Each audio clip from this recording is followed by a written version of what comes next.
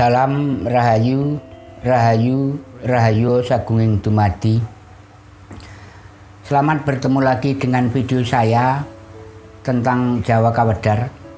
Dalam kesempatan ini saya akan menyampaikan tentang sifat hambek utama atau yang dikenal dengan Hastobroto.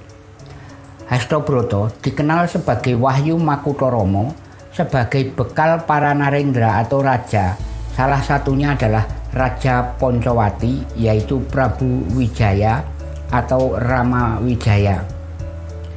Pada saat Prabu Rama Wijaya memimpin menjadi Raja Poncowati, tidak hanya manusia yang mengakui kepemimpinannya oleh Prabu Rama, tetapi semua kutu-kutu walang atogo maupun hewan, binatang, semuanya sujud sungkem dengan Prabu Rama Wijaya. Karena Prabu Rama Wijaya tidak terlepas dari 8 sifat yang disebut Hastobroto. Hastobroto juga dinamakan Wahyu Sri Makutoromo. Wahyu Sri Makutoromo artinya begini. Wahyu artinya kanugrahan yang tumbuh dari temening pangudi atau ketekunan dalam laku dan nglakoni. Itu yang dinamakan wahyu. Sri itu gelaring Nalendro atau gelar seorang raja. Makuto itu mahkota. Romo adalah nama Raja Poncowati. Wahyu Sri Makutoromo itu tertulis memakai aksara Jawa dalam kitab Dewanagari, simbol dari 8 aksara Jawa antara lain No, Co, Ro, Ko, Do, To, So, Wo, yang disimbolkan dengan Suryo, Condro, Kartiko, Himando, Bumi, Geni, Banyu, Angin, Geni, atau matahari, bulan, bintang, mendung, tanah, api, air, dan angin. 8 baris tulisan ini disebut Hastobroto. Hasto artinya 8, Broto artinya sifat laku hambek utama. Sedangkan tulisan 8 baris ini arti dan maksudnya begini. Suryo atau matahari. Matahari sinarnya mampu menerangi seluruh jagat seisinya. Matahari juga memberikan kehidupan kepada seluruh makhluk hidup, baik tanaman maupun para manusia. Manusia bisa melangsungkan kehidupannya karena ada daya kuasanya matahari. Sedangkan untuk para satria atau para pemimpin pada waktu itu, laku utama yang harus dimiliki harus mencontoh matahari, karena matahari sinarnya tidak pernah pilih kasih. Jadi seorang pemimpin harus melihat juga sifat daripada matahari yang bisa memberikan dan menerangi hati semua rakyatnya, tidak melihat ras, suku, agama, dan etnis. Semua harus diberikan perlindungan, pertolongan, sekaligus mengayomi kepada yang membutuhkan, terutama yang sedang mendapatkan musibah dan mampu memberikan jalan keluarnya. Itu sebagian daripada sifat matahari yang harus dimiliki oleh semua pemimpin bangsa. Kemudian yang kedua, Candro atau bulan. Rembulan merupakan penerangan di malam hari. Sinarnya terang benderang, memberikan kesejukan, membuat ayem dan tentrem, juga menerangi jalan kehidupan pada malam hari. Begitu juga untuk para pemimpin, sifat laku utama yang harus dimiliki supaya mencontoh sifatnya rembulan. Jangan hanya melihat sinarnya saja yang terang, tetapi juga harus berani berbuat. Di dalam gelap, carilah penyebab kegelapan itu, supaya menjadi terang dengan dibarengi rasa yang adil juga tanpa pamrih, sehingga menimbulkan kedamaian bagi semua rakyatnya. Yang ketiga, Kartiko atau bintang. Bintang ibaratnya kembang atau bunga menjadi hiasan di langit. Begitu juga oleh para pemimpin.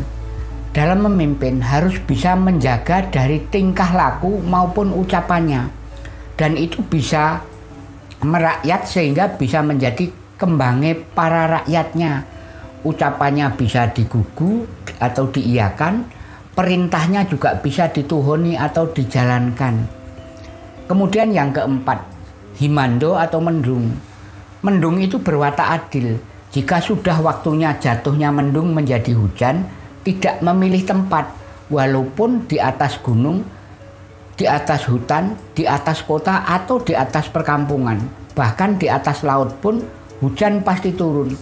Ini menjadi filosofi bagi para pemimpin yang menegakkan keadilan. Tidak boleh melihat teman atau saudara atau yang wajib mendapatkan keadilan harus diadili sesuai dengan hukum yang berlaku. Kemudian yang kelima, bumi atau tanah. Tanah itu berwatak jujur. Ditanam jagung juga tumbuh jagung, ditanam kacang juga tumbuh kacang. Selain itu, selain tancep pengurit bercocok tanam, bumi jika digali tidak mungkin berkurang tanahnya, dan tanah itu tidak pernah mengeluh, juga tidak pernah minta ganti rugi, tetapi malah bisa diambil manfaat atau faedahnya, yaitu diwujudkan dengan tanam tuwuh, juga sesoteo, mutiara, berlian, emas, semua dumadi di dalam telenging bumi. Ini semua terjadi karena dayaning bumi. Itu semua merupakan harta yang berharga di tengah kehidupan di alam padang ini. Bumi itu kamot dan momot. Kamot, bumi itu ketempatan berjuta-juta manusia, berbagai bangunan, juga gunung ada di atas bumi. Bumi tidak pernah mengeluh. Semua ini muat atau momot. Begitu juga seharusnya sifat para pemimpin harus sering mendengarkan keluh kesahnya rakyat.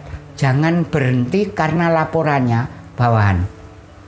Pemimpin harus berani turun menyamar sebagai kawula dasih agar bisa melihat sendiri dengan jelas apa yang menjadi kebutuhan rakyatnya. Yang keenam, geni.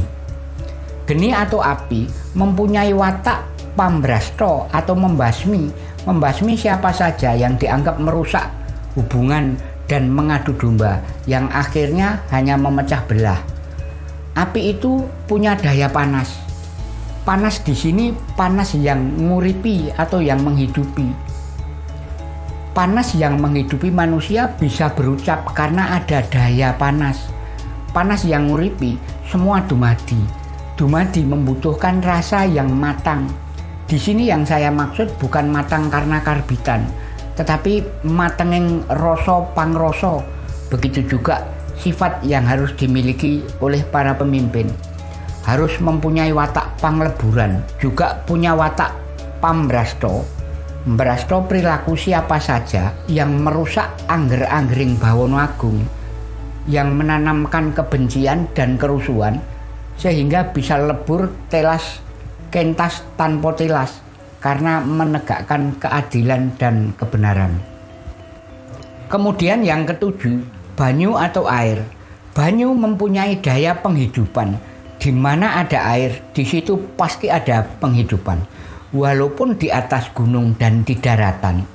Penghidupan di sini bukan hanya untuk manusia, tetapi penghidupan bagi kutu-kutu walang atau god, juga penghidupan tanaman. Begitu juga bagi para pemimpin, harus bisa menghidupi kepada siapa saja yang harus dihidupi. Yang kedelapan, yaitu angin. Angin di dalam tepo palupi, basa keterasan atau bahasa umum belum dipahami rahasianya. Angin itu merupakan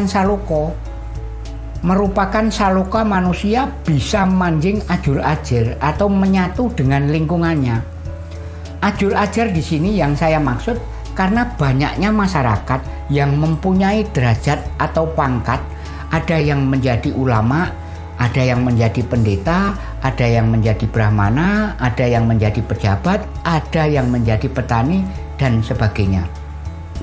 Pemimpin harus bisa memberikan rasa aman dan nyaman bagi rakyatnya. agar semuanya bisa menjalankan pekerjaannya dengan rasa aman dan tenang.